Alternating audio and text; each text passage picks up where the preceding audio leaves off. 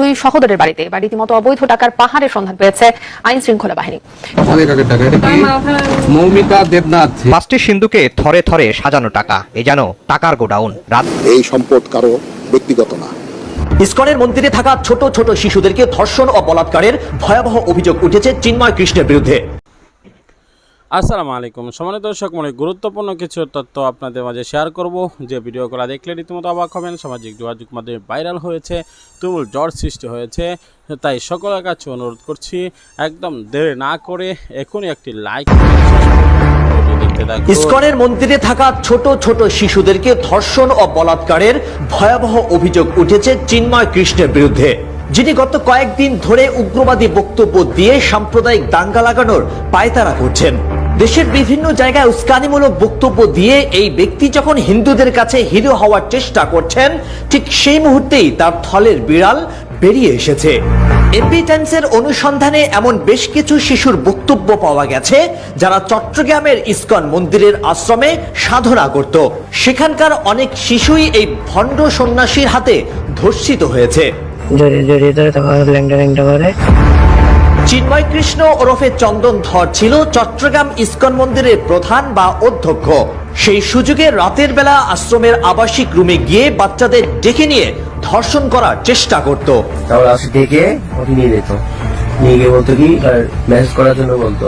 ইতোমধ্যে নানা ধরনের অপরাধ প্রমাণিত হওয়ায় চিন্ময় কৃষ্ণকে ইসকনের দায়িত্ব থেকে বহিষ্কার করা হয়েছে। সম্প্রতি এই মর্মে ঢাকার ইসকন হেডকোয়ার্টার থেকে জারিকৃত একাধিক পত্র এমপি টাইমসের হাতে এসেছে। কিন্তু এভাবে প্রকাশ্যে বহিষ্কারের পরেও এবং শিশু ধর্ষণের ভয়াবহ অপরাধের তথ্য সামনে আসার পরেও কেন সাধারণ হিন্দুরা এই ব্যক্তিকে মাথায় তুলে নাচছে সেটা বোধগম্য নয়। কয়েকদিন আগে চট্টগ্রামে হিন্দুদের এক সমাবেশে চরম উস্কানিমূলক বক্তব্য দিয়ে দেশব্যাপী সমালোচিত হয়েছেন চিন্ময় কৃষ্ণ নামের বহিষ্কৃত এই সন্ন্যাসী। তিনি বলেছেন, স্বর্ণাদাস নামে 13 বছরের যে কিশোরী সীমান্তে বিএসএফ এর গুলিতে মারা গেছে, সে নাকি বাংলাদেশি মুসলিমদের অত্যাচারে অতিষ্ঠ হয়ে ইচ্ছে করে বিএসএফ এর গুলির সামনে বুক পেতে আত্মহত্যা করেছে। তারা কেন বিএসএফ এর গুলিতে মরতে দিয়েছে? কারণ এখানে বেঁচে থাকা তাদের জন্য একটা জীবন মৃত্যুর প্রহসন ছাড়ার কিছুই নয়। যেখানে বিএসএফ এর গুলিতে স্বজাতীয় হিন্দু নিহত হওয়ার ঘটনার তীব্র প্রতিবাদ করার কথা, সেখানে এই হিন্দু নেতা ঘটনার অপব্যাখ্যা করে ভারতের পক্ষে সাফাই গাইছেন।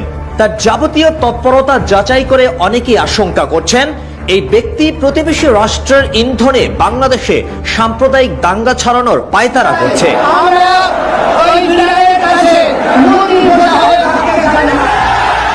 ধর্ম উপদেষ্টা বলেছিলেন, প্রয়োজনে মাদ্রাসার ছেলেরা মন্দির পাহারা দেবে, অথচ সে এটাকে শেয়ালের কাছে মুরগি বর্গা দেওয়ার সাথে তুলনা করেছে। কিন্তু কোন মাদ্রাসার ছাত্র কবে কোন মন্দিরে হামলা করেছে তার একটা প্রমাণও সে দেখাতে পারেনি। অর্থাৎ ভারত থেকে হিন্দু এনে মন্দির ভেঙে সেটার দায় চাপানো হচ্ছে মুসলিমদের ওপর। এগুলোর পেছনে এদের অন্যতম উদ্দেশ্য হচ্ছে সাম্প্রদায়িক দাঙ্গা লাগিয়ে শেখ হাসিনাকে ক্ষমতায় ফিরিয়ে আনার রাস্তা সুগম করা। চিন্ময় কৃষ্ণের মতো উগ্রবাদী ভণ্ড সন্ন্যাসী যারা মন্দিরে আশ্রয় নেওয়া ছোট ছোট শিশুদের ধর্ষণ করে বেড়ায়, এমন সমকামী শিশুকামী ধর্ষকদের কথায় যদি বাংলাদেশের সাধারণ হিন্দুরা উঠবস করে, তাহলে এদেশের হিন্দুদের ভবিষ্যৎ অন্ধকার। পাঁচটি সিন্ধুকে থরে থরে সাজানো টাকা, এ যেন টাকার গোডাউন। রাত থেকে টাকা গুনতে গুনতে দুপুর গড়ায়। গণনা শেষে টাকাগুলো এক জায়গায় করতে দরকার হয় 15টি বস্তা। ক্যাসিনো বিরোধী অভিযানে ঢাকার গ্যান্ডারিয়া আওয়ামী লীগ নেতা দুই ভাই এনামুল হক এনু ও রূপন ভুইয়ার এক বাসা থেকেই উদ্ধার করা হয় 27 কোটি টাকা। সঙ্গে ছিল 5 কোটি টাকার এফডিআর ও বিপুল পরিমাণ স্বর্ণালংকার। এর আগে এই দুই ভাইয়ের এক কর্মচারীর বাসায় অভিযান চালিয়ে 5টি সিন্দুক ভর্তি নগদ 2 কোটি টাকা উদ্ধার করা হয়। মতিঝিলের ওয়ান্ডারাস ক্লাবে ক্যাসিনো পরিচালনা করে এভাবেই কোটি কোটি টাকার মালিক হয়েছেন এনু ব্রাদার্স। সোমবার আলোচিত এই মামলায় এনু রূপন সহ তার 5 ভাইকে 7 বছর করে কারাদণ্ড দিয়েছেন আদালত। একই দণ্ড দেয়া হয়েছে আরও 6 জনকে। আদালত রায়ের পর্যবেক্ষণে বলেছেন, অর্থ পাচার প্রতিরোধ করা না গেলে দেশের আর্থিক ব্যবস্থা ভেঙে পড়বে। সর্বোচ্চ সাজা আছে এই সেকশনে 12 বছর, সর্বনিম্ন আছে 4 বছর। তো আদালত আপনার ন্যায় বিচারের স্বার্থে সার্বিক বিচার বিবেচনা করে সকল আসামির অবস্থা বিবেচনা করেই এই 7 বছরের সাজা এবং 4 কোটি টাকা জরিমানা করেছে। আসামিপক্ষের আইনজীবী জানান, রায়ের বিরুদ্ধে আপিল করার কথা। এই রায়ের বিরুদ্ধে আপিল দায়ের করা হলে আসামি পক্ষ সেখানে ন্যায় বিচারের স্বার্থে প্রতিকার পাবেন বলে আমি দৃঢ়ভাবে বিশ্বাস করি। 2019 সালের 18 সেপ্টেম্বর থেকে শুরু হওয়া ক্যাসিনো বিরোধী বিশেষ অভিযানে মোট 55টি মামলা হয়। দুই সহোদরের বাড়িতে রীতিমতো অবৈধ টাকার পাহাড়ের সন্ধান পেয়েছে আইন শৃঙ্খলা বাহিনী। সোমবার রাতে নারিন্দা এলাকায় তালাবদ্ধ বাসায় অভিযান চালিয়ে 26.5 কোটি নগদ টাকা, বিদেশি মুদ্রা, 1 কেজি স্বর্ণালংকার ও ক্যাসিনো সরঞ্জাম উদ্ধার করেছে বলে জানায় র্যাবের নির্বাহী ম্যাজিস্ট্রেট সরওয়ার আলম। র্যাব বলছে, এই বাড়িটি আওয়ামী লীগ নেতা এনামুল হক এনু ও তার ছোট ভাই রূপন ভূঁইয়ার। কিভাবে এখানে এত টাকা আসলো, এই টাকার উৎস কি, তা তদন্ত করে দেখা হবে বলে জানিয়েছেন র্যাব 3-এর অধিনায়ক। বিস্তারিত জানাচ্ছেন তালুকদার বিপ্লব।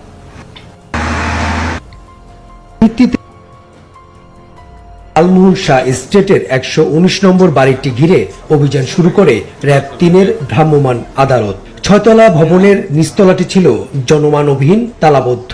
পরে তালা ভেঙে সেখানে প্রবেশের পর দেখতে পান লোহার সিন্দুক ও লকার ভর্তি বিপুল পরিমাণ নগদ টাকা ও স্বর্ণালংকার। জব্দ করা হয় 5 কোটি টাকা মূল্যের এফডিআর এর নথি ও ক্যাসিনো সরঞ্জাম। র্যাব বলছে, বাড়িটির মালিক গ্যান্ডারিয়া থানা আওয়ামী লীগের সহসভাপতি এনামুল হক এনু ও যুগ্ম সাধারণ সম্পাদক রূপম ভূঁইয়া, যারা 2 ভাই বর্তমানে কারাগারে রয়েছেন। রাজধানীতে তাদের 2 ভাইয়ের মালিকানায় অন্তত 15টি বাড়ির সন্ধান পাওয়া গেছে বলেও জানায় তিনি। র্যাব ধারণা করছে, ওয়ান্ডারার্স ক্লাবের ক্যাসিনো কাণ্ডের অবৈধ টাকা রাখা হয়েছিল এই বাড়িটিতে। এনামুল হক যে রয়েছে এনু এবং রূপন ভূঁইয়াদের বাড়ি এটা, এবং এই বাড়িতে আমরা আসলে বিপুল পরিমাণ টাকা আমরা পেয়েছি, আপনারা দেখেছেন। টানা কয়েক ঘন্টা অভিযান শেষে মঙ্গলবার দুপুরে সংবাদ সম্মেলন করে র্যাব 3-এর সিইও। জব্দকৃত অর্থের বিস্তারিত তুলে ধরেন তিনি। এই অপারেশনে নগদ 26,55,600,000 টাকা উদ্ধার করা হয়েছে।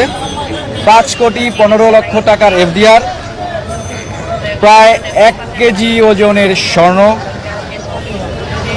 $9,300, 174 মালয়েশিয়ান। দর্শক, সম্পূর্ণ ভিডিওটি দেখলেন। ভিডিওটি দেখে বুঝতে পেরেছেন ভিডিওটি গুরুত্বপূর্ণ ছিল। আর গুরুত্বপূর্ণ ভিডিও আপনাদের মাঝে নিয়ে উপস্থিত হয় বর্তমান সমসাময়িক আপডেট টপিকগুলাই কিন্তু আমি সর্বদাই প্রকাশ করে থাকি। বর্তমান বাংলাদেশে যে ইস্যুর পর ইস্যু চলছে, একের পর এক আন্দোলন চলছে, সংগ্রাম চলছে, এই সরকারের বিরুদ্ধে বিভিন্ন হঠকারী সিদ্ধান্ত নিচ্ছে বিভিন্ন দল। আমরা দেখি যে সাধারণ শ্রমিক লীগ, কৃষক লীগ এবং সাধারণ সংগঠন থেকে আন্দোলনে ডাক দেওয়া হচ্ছে এবং বড়সড় তারা আন্দোলন করে ফেলছে। আর এটার মধ্যে 1 নাম্বার হলো যে তাদের পেছনে কিন্তু সাধারণ মানুষ যুক্ত হচ্ছে এবং কিছু কিছু আওয়ামী লীগ নেতাকর্মীরাও যুক্ত হচ্ছে। আন্দোলনে ডাক দেওয়ার উদ্দেশ্য তাদের হলো তাদের দলকে যেন মানুষ চিনে এবং পরিচিতি লাভ করে, সেজন্যই মূলত এই আন্দোলনগুলো হচ্ছে।